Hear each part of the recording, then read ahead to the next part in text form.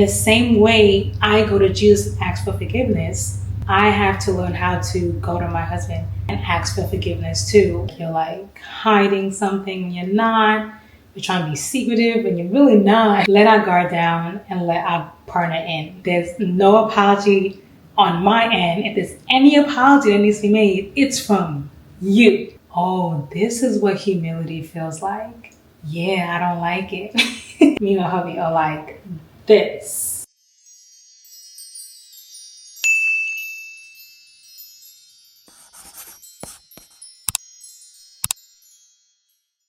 What is going on to all the guys out there? It's your girl, Lee here, and I'm back with another video. As you see from the title down below, I'll be talking about 5 years, 5 lessons, what I learned in marriage.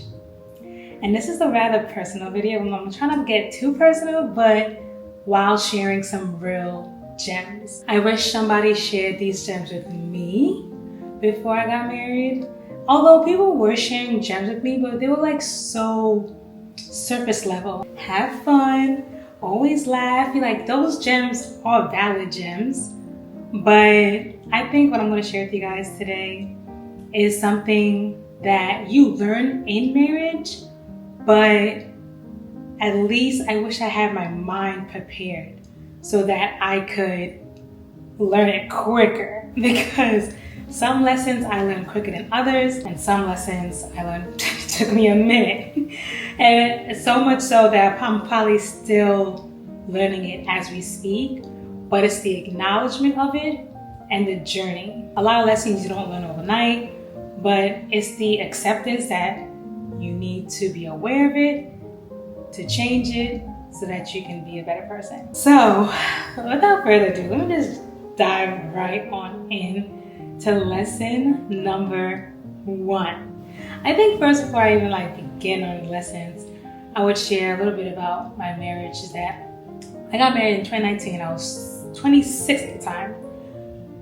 Fairly young. I don't know if someone would say that I was young, but I would say it was young because I just got out of school. Me and my hubby just left school, so we barely had time outside of school where we had a period of to experience life as workers and not as students. And I don't know if that's a good thing or a bad thing, but obviously we made it work, so for us it was a good thing. But that just gives a little background as to where I was in learning these lessons. Just a little background of how these lessons became lessons. And it's not to say that only marriage taught it to me. I think marriage highlighted it for me. Let me just dive on in so it all makes sense. Okay, number 1 is apologizing and taking accountability. Boy, this is something that was the biggest boulder in my flaws, in my list of flaws. And I was so in denial of it. I refuse to believe I can't apologize. When Dante would call me out and be like, yo, if you just say sorry, all this would be over. I'll be in my head yeah, but what am I saying sorry for? Looking back now, I can laugh about it because it's laughable that I really thought that I did nothing wrong. But looking back on past conversations we had or challenges we encountered, I can see a lot of the things I could have taken accountability for, but I didn't, because I was just, I don't want to blame it on Satan per se, but I just was so blind. Blind by what? What caused blindness? I don't know. It could have been my upbringing. It could have been just me and how I viewed myself. I refused to believe I did anything wrong. But why did I view myself this way? It's so bizarre that I thought there's nothing in this world I did wrong. There's no apology on my end. If there's any apology that needs to be made, it's from you, And I would have a whole list of things that he needs to apologize for. But then look at me and say, nope, I have nothing wrong, you know? Like if I really like look back without getting too personal, like I think it does come from my upbringing, because my mama watches my videos and I hope she doesn't hate me for saying this, but like my upbringing, although it was great, like my parents instilled Christ in me, to be like Christ, raised me in the church, to have manners, be polite, right? All those things. But in my upbringing, I don't remember a lot of apologizing being made. Like when one would upset the other, I don't recall there ever being, not ever, but I don't recall often there being like a moment where they come together and now say, sorry, I didn't mean that. I take accountability for what I did wrong. Another thing is that like how I viewed myself. I viewed myself as someone who's just kind of like, who tries to do the right thing, who tries to stay in the straight and narrow. It was hard for me to accept that, Victoria, you may be trying to do the right things, but sometimes you do the wrong thing. I think it wasn't until like the 3rd year of marriage that I started actually apologizing. So kudos for my baby for sticking with me for 3 years without apologizing. Well, it wasn't that I wasn't apologizing, but he had to like really force it out of me. Like he had to be like, yo, this is what you did wrong. This is what you can apologize for. And I'll be sitting there like dumbfounded, like, oh, like, okay, yeah, you're right. But not totally convinced that I was like totally wrong. You know what I'm saying? So it's like, I'm not apologizing because I'm totally wrong. I'm just apologizing because like I see you're upset and I want us to be good so that we can move forward. Because at the end of the day, like my hubby is my best friend. Like we live far away from home. I had no family and friends where we were living at the time, our 30 years of marriage. So like, I ain't trying to be mad at you all day. Like, like I got nobody else. So I had to come to the realization that if I'm gonna be on good terms with my baby, I need to learn how to apologize quicker. That was the beginning of me wanting to apologize and wanting to do right, and apologizing and taking accountability. And also in seeking the word as well. As I was seeking the word, I was realizing that a lot of the word I was reading was speaking to me, like me feeling as if like I'm an untouchable, I'm a Christian, a good Christian, and I do no wrong. And it's just like, the word was telling me like, no, like you're a sinner just like everybody else.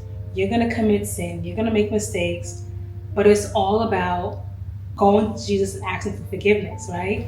And the same way I go to Jesus and ask for forgiveness, I have to learn how to go to my husband and ask for forgiveness too. And not only did I work on it in my marriage, I worked on it within my friendships and within my family relationships as well. So our first lesson in marriage benefited all areas of my life. Second lesson is expressing emotions and being vulnerable. This one right here is a big boulder as well that I'm still learning to this day, 5 years into marriage, but it's something that I acknowledge and I am willing to work on, like day by day, because I know by working on expressing myself and being vulnerable, I allow for us to strengthen our bonds and grow deeper.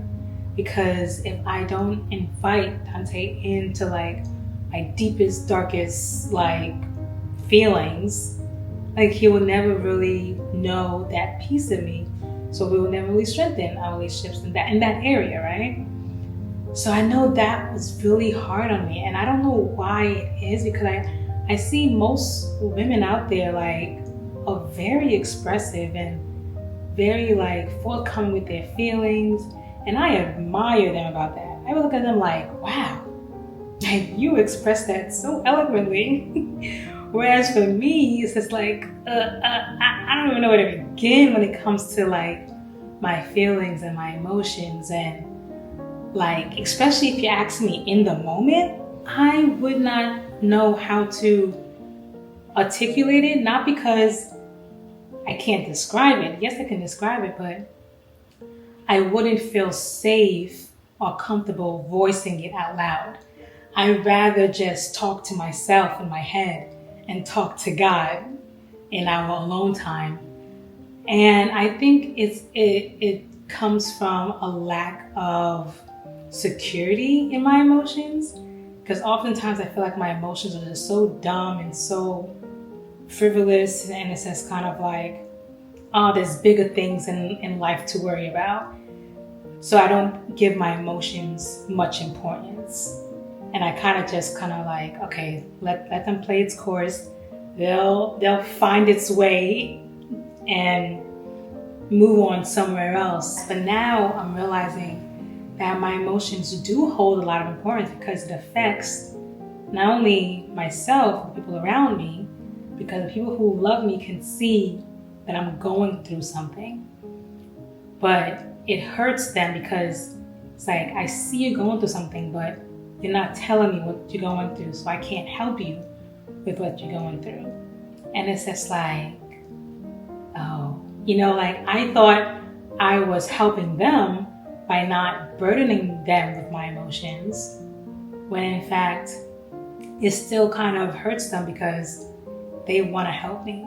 And I'm just kind of like, no, I hit them with the, So I'm still learning how to articulate my emotions in the moment. Another reason why I don't voice my emotions, I think, is because, at least not just in my marriage, but like with other people, like friends and family, I just never trusted that it would stay with them. Like, for example, if I voice something to Dante, I know like it's gonna stay right there. Like there's like a halt, boom, done. But like if I was to voice something in a friendship, I never was certain that it would stay right there. So I brought that into my marriage as well. That I also thought that I can't trust that it will stay there. But I know it can, because there's a lot of things I told my husband that like it stayed right there and nobody ever found out. Anyways, it teaches us to let our guard down and let our partner in. A partner wants to be involved in our life, every part of our life, even the tiniest part to the biggest part, and everything in between. And it causes a disconnect when you don't allow that, because now it feels like you're like hiding something when you're not. You're trying to be secretive when you're really not.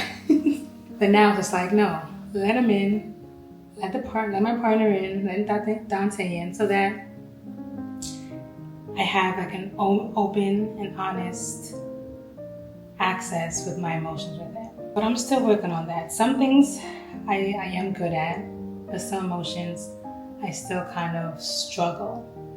The positive is that I acknowledge that I'm struggling in it, and that I continue to work on it. Okay, number 3, accepting criticism.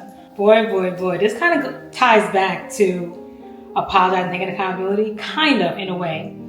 Because when Dante was telling me, you need to apologize more, that's constructive criticism, and that was something I wasn't accepting. As we all know, we are human, so we have more than one flaw. And as your partner begins to like see more about you, Dante was learning more about my flaws, and I couldn't hide them. We're living together under one roof. COVID happened, so now like really under one roof, like 24 hours. I'm like fully exposed, and that gives way to constructive criticism. And it's okay to have constructive criticism, because like marriage is not about all love, butterfly, and sunshine. So like it's also about self-improvement and growth. Like, I don't want to be where I was when I married you in 2019. Like, it's now 2024. About to be 2025. Like, I should be a completely different person due to just active, intentional growing that I'm doing in areas of my life that I see needs growth. It always felt like a personal attack.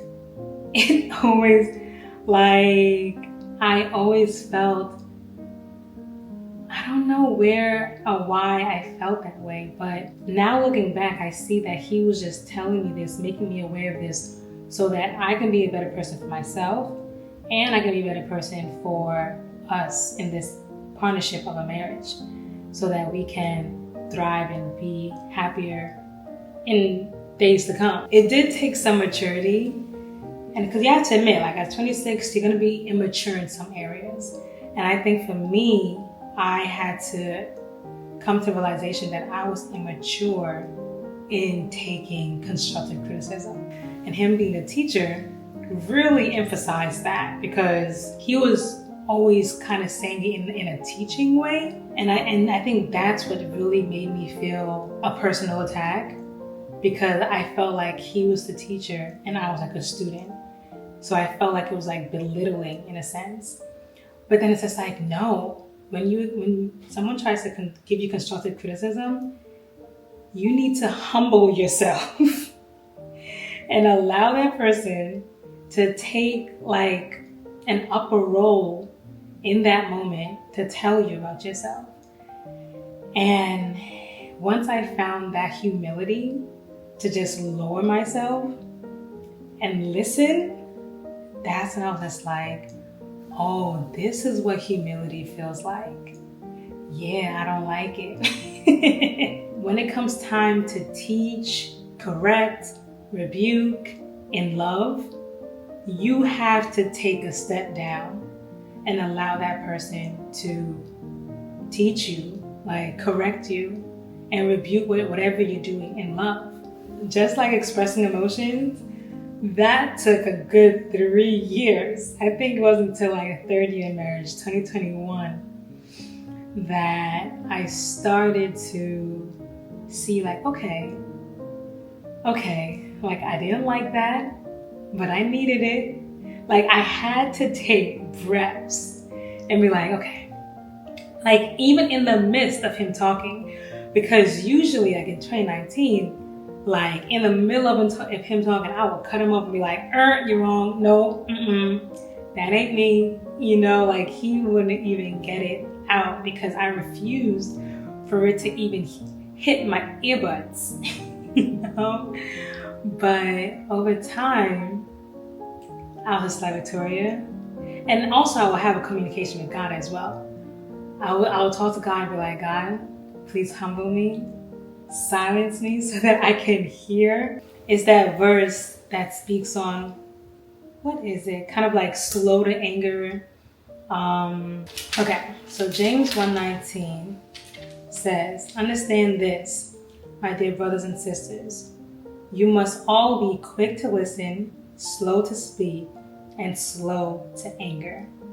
And this was me, because in 2019, I was the opposite. That verse was definitely my verse I needed to get through accepting constructive criticism. So I had to realize, like, if I want to do this, if I want the long haul, the 50-year marriage, 60-year marriage, God's willing, you have to like really make these tough changes within yourself. I think it's really a journey. Like some days I accept constructive criticism better than others, and because sometimes when you don't want to accept it, you sleep on it, and then God speaks to you, and then God tells you that,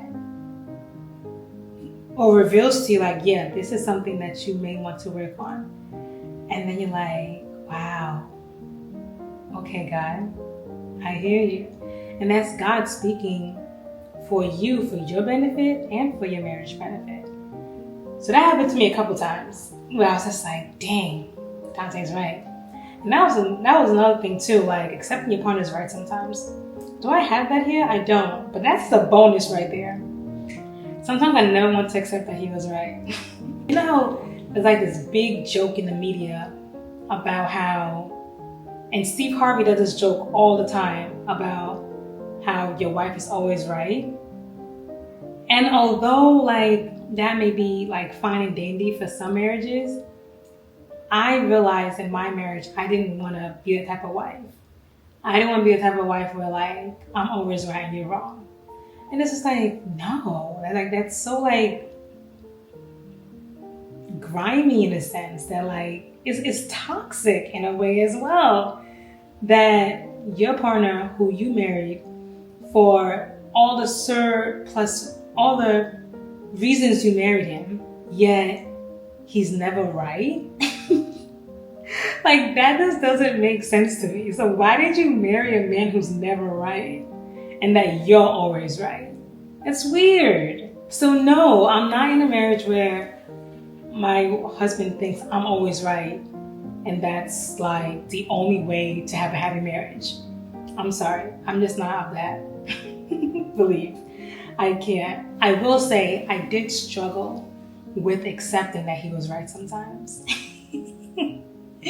So although I didn't believe that I wanted to be a woman that made their husband believe that they're always right, it was hard for me to accept it when he wasn't right. Because he is older than me and he was having like more life experiences than I did at the time in 2019. So there's a lot of things that I had to learn from him. It took some time to actually get there, to know that like learning from him is not that bad. It was like I didn't want to give him the satisfaction of knowing that I didn't know. Because sometimes I give in to my fleshly desires. My flesh wants me to fight with my husband. Whereas some days I lean on the spirit and I lean on God to guide me. And I'm like, yeah, today I want peace and I apologize and life is good. But boy, days when I choose violence, boy. Nah, it's all fun again. Now in our marriage, like Dante knows when I'm being petty. And petty in the sense of like comical petty, not like revengeful petty. It's like it's comical, right? Where it's like, nope, I'm not apologizing. Nope, you know. Versus like in 2019, I was like bullheaded, like, no, I did nothing wrong. I don't know what you're talking about. Ain't no way I did something wrong.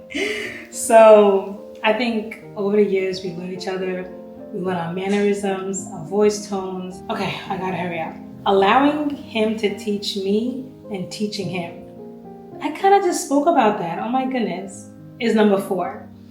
That's something that was tough because, like I said, I didn't want to take that seat of being a student sometimes. But I had to realize like, no, like this is all marriages. Mine just so happens to be unique. Well, not unique. All partners who have a professor or teacher really experience this. And I guess in the beginning for me, I always felt like don't talk to me like you're a student. But really, I think that's how someone should talk to you when it's time for you to be taught something.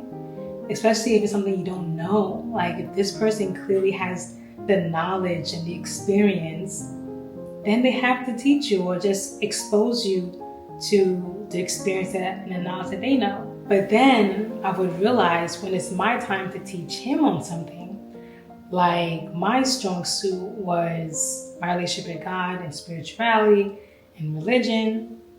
I wanted him to give me the respect that he wanted me to give him when it was his time to teach. And when I realized when it was my time to teach and what I expected from him, how much of a hypocrite I was. Because it's like, now that it's my turn, you take the seat of a student and I'm be the teacher. And it's hypocritical because like when it was his time to be a teacher and me to be a student, I'm like, nope, I don't want to hear it. Like, I don't want you to talk to me like I'm one of your students. I'm your wife, not your student. And that was another one of my flaws too. Like, I would want Dante to like behave in a way for me. When it was my turn to behave in that same way for him, it'll be like, what do you think I am? But it's all about acknowledgement. Once you acknowledge it, you're aware of it, you change, and you put into practice to be a better person, right? And one thing I want to add about that, it says acknowledging your opponent's going to have some strengths and you're going to have some strengths, and that's why you guys are married. Because his strength is his strength is going to benefit you, and your strengths are going to benefit him.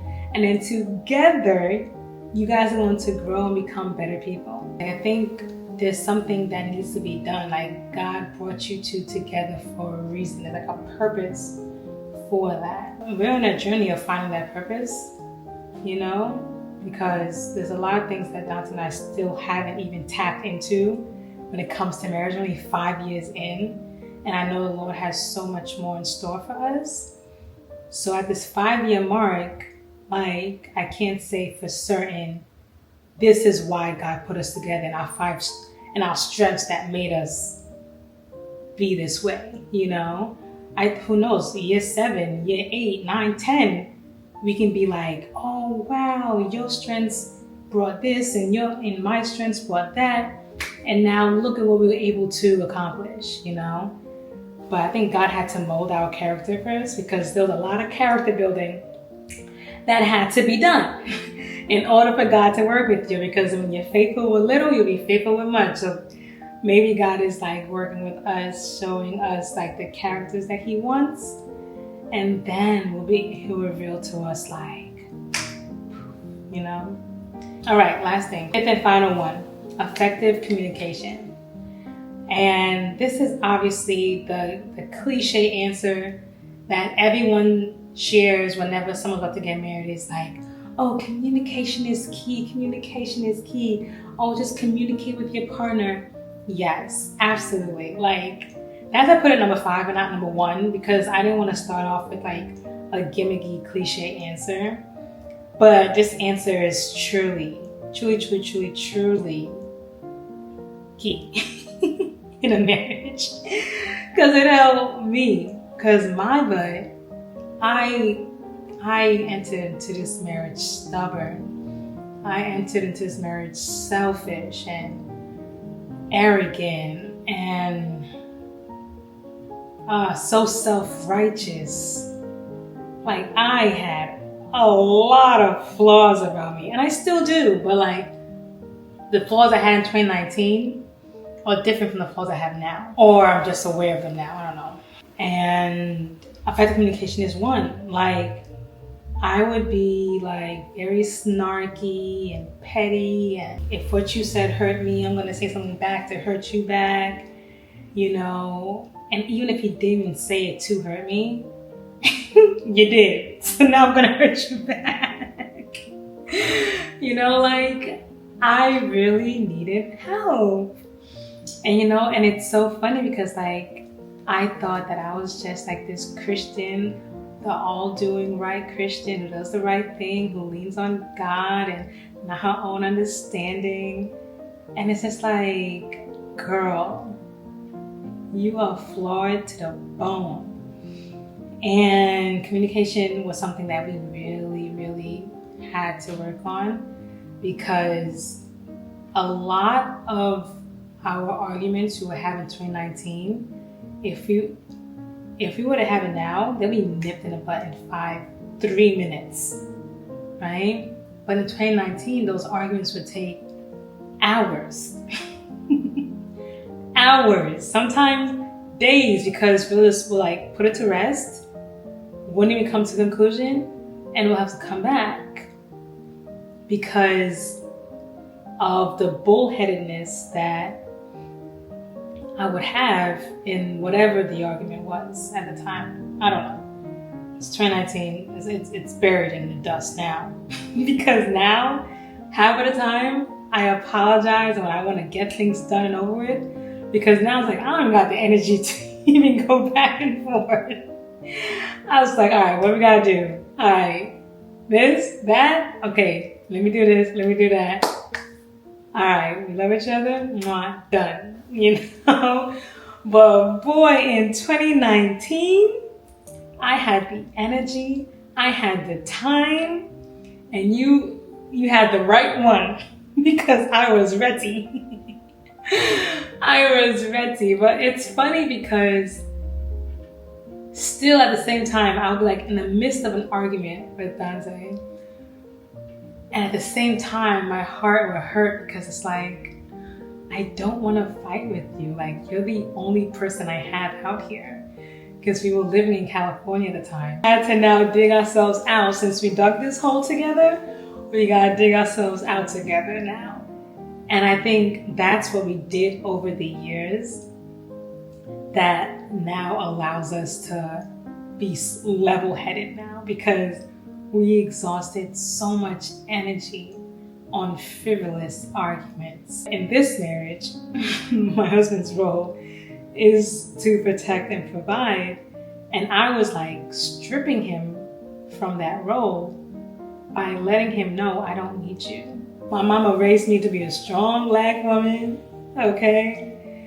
And which is true too, but at the same time, there's a gentleness that I knew I needed to have in the marriage that my communication was not reflecting. Like, my communication with my husband was very tough.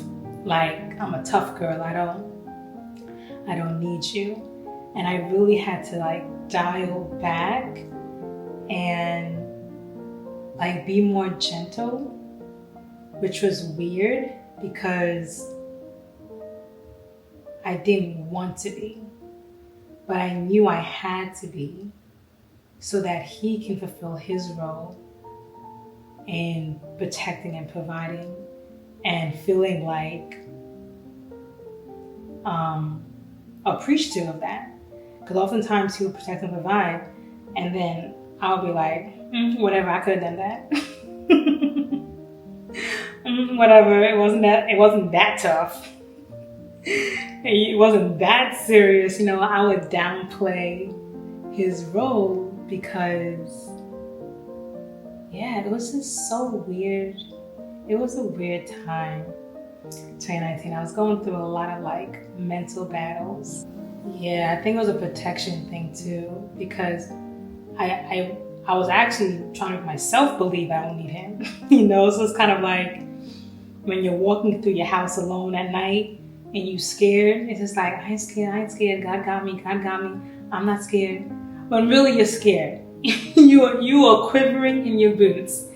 I was able to realize a lot of what I was saying sometimes wasn't necessary to even be said. Because saying it and how you say it is one thing. Well, sometimes not saying anything at all, that wasn't even necessary at all, is important too.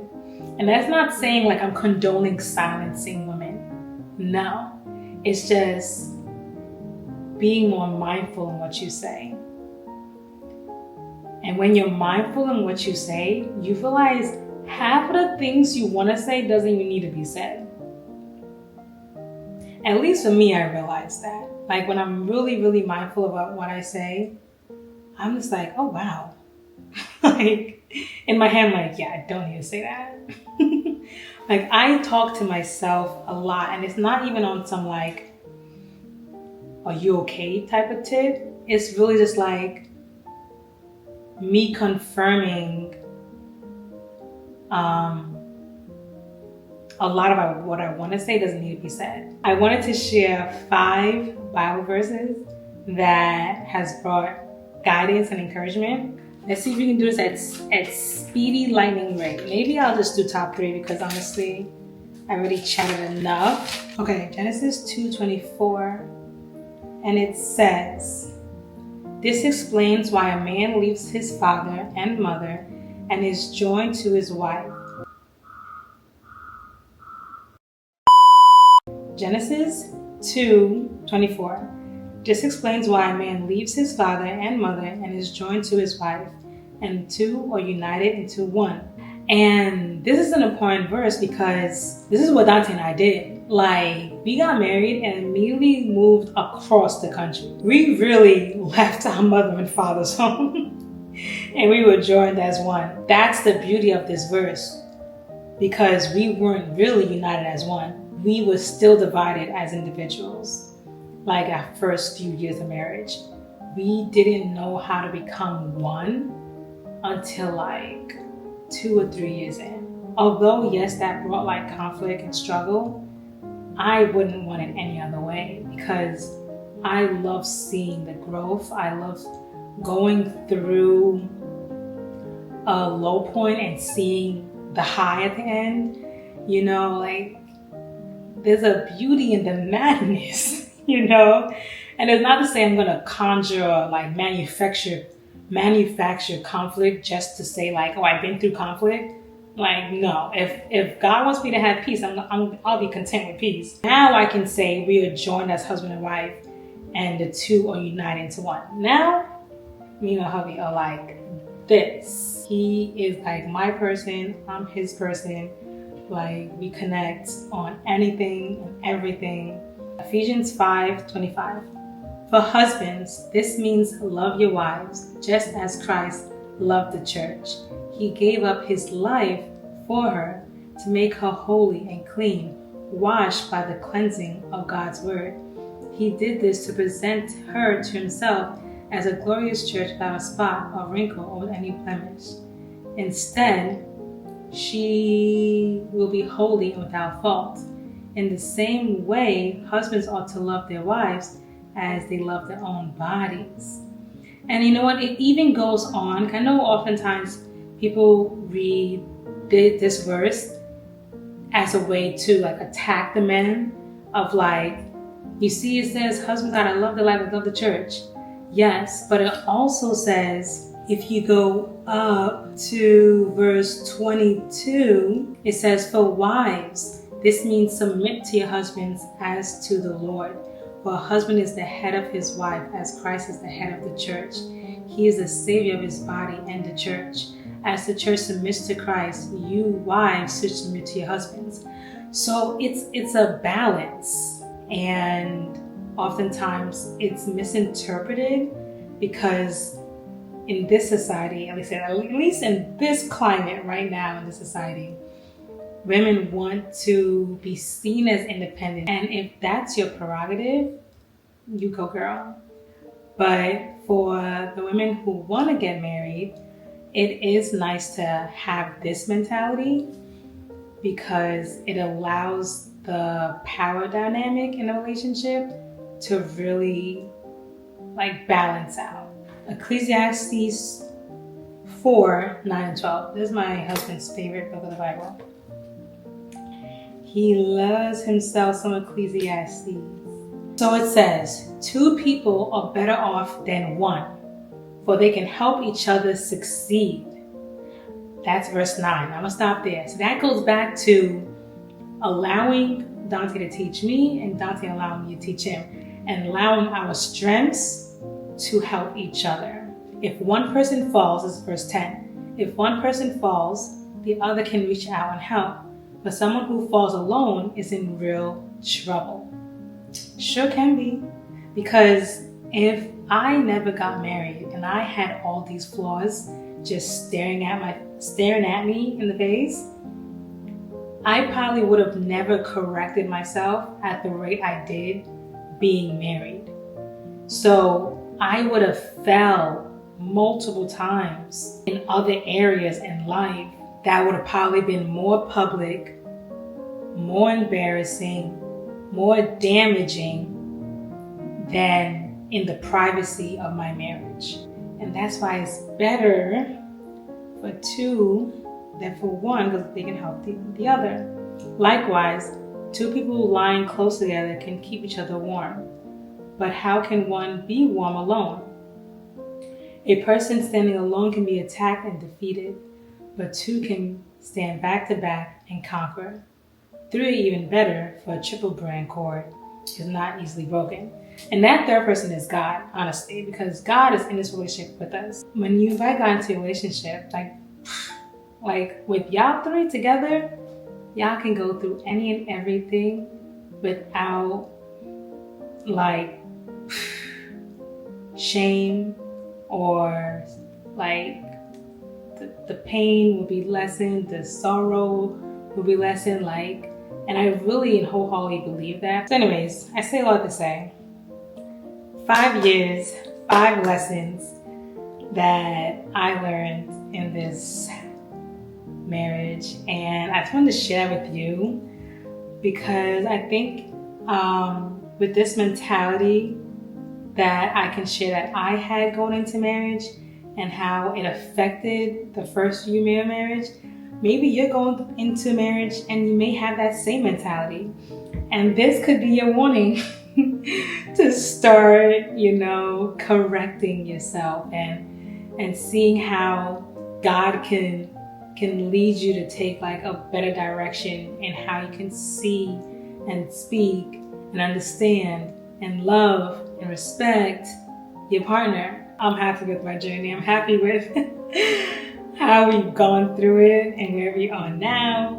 And I believe God's going to take us even further. This is just the beginning. So yeah, to all out there watching, I hope you guys are blessed, motivated, inspired, encouraged.